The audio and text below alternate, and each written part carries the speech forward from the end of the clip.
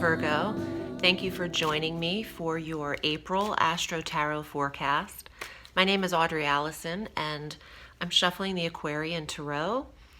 Please watch your sun sign, your rising sign, and your moon sign for a full dose of the cosmos for the month. Virgo, we've got 2 new moons this month, so it is Black Moon April. Our new moon on the 1st of April, our first new moon. Oh wow, the moon just popped out. Random. Put that back in. The new moon, the first one, is on the 1st at 11 degrees of Aries. And Aries represents your 8th house of regeneration, rebirth. Virgos are birthing something. And if it ain't a baby, it's a creative process.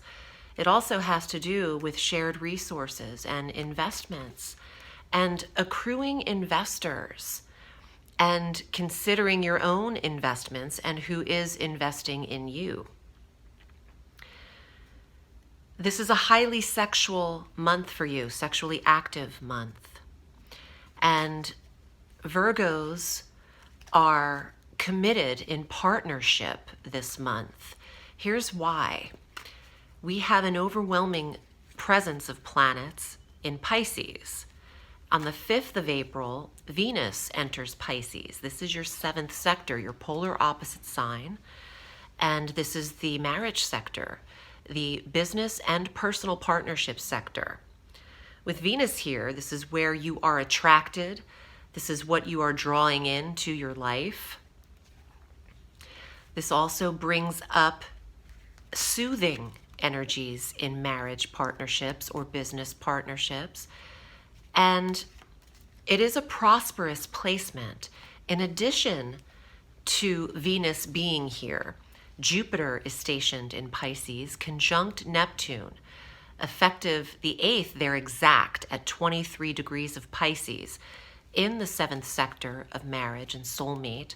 Jupiter is expanding this sector for Virgos and has been with Neptune for the year. At this time of exact conjunction, they're working together to expand and deepen your intimacy and to actually work through marital issues. Because on the 14th of April, Mars also enters Pisces through May 24th. Mars in the presence of the 7th sector suggests some power struggles in the marriage dynamic. However, these can be smoothed and soothed over due to the benefic placements of Jupiter and Venus here, and Neptune also adding a flavor of rose-colored glasses to this and seeing the positive picture in your relationship and seeing it as the glass is half full here. We can work this out. We can overcome anything. And Mars suggests cutting into it and constructing and configuring your relationship as if you are designing it on a drafting table. Like, I'm getting an image of a drafting board, like architecture. You can build your relationship like you would your foundation of a home. Treat the relationship like you would the home. It has to start with a strong foundation. Wow. Okay, so build it from the ground up.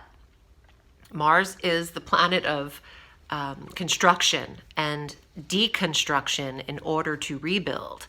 So there is something to that image for sure, and building the correct relationship for yourselves, because it takes the work together, and Mars is assisting you from the 14th of April through May 24th. On the 16th, there's a full moon at 26 degrees of Libra in your financial sector. Something needs to be seen for Virgo in their income.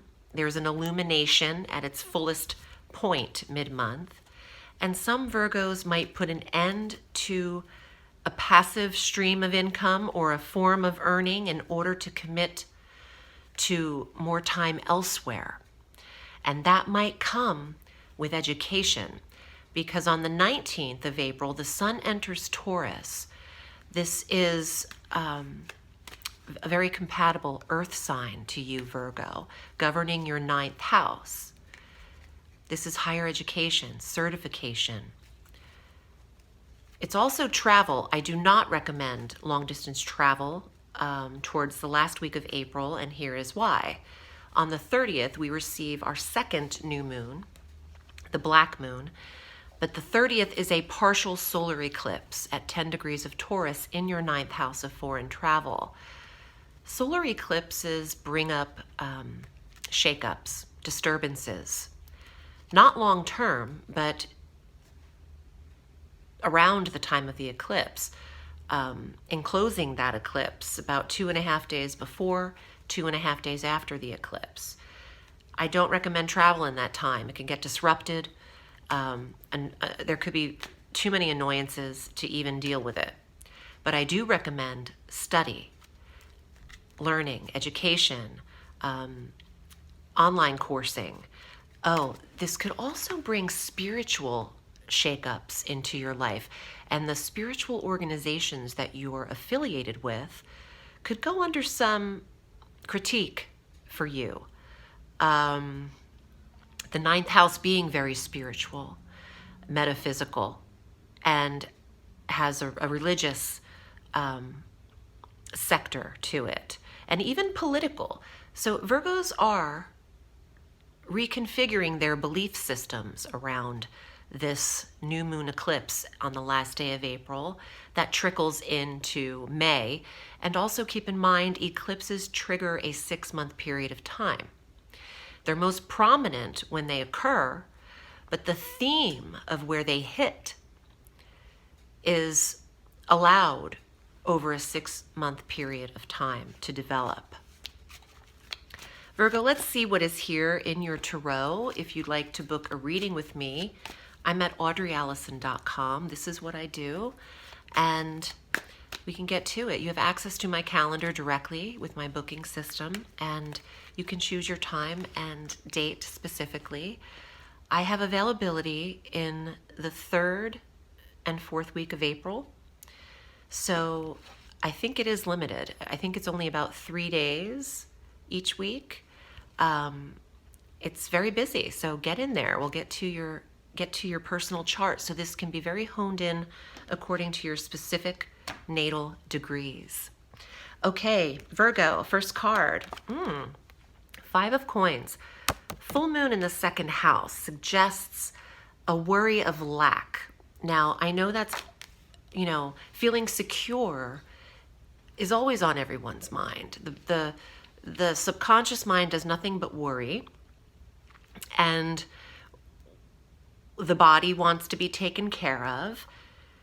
Try not to obsess about what you don't have yet, and keep in mind of what you do and what works for you in front of you. Look forward and look up. These people are looking down at their feet. They're missing something. They're missing the warm light of the cathedral that could let them in on a snowy day as they're freezing, and they're looking down. Oh, the organizations that you're affiliated with can take on a more charitable cause for you, or you might be involved in charitable works as well. In addition to the first message of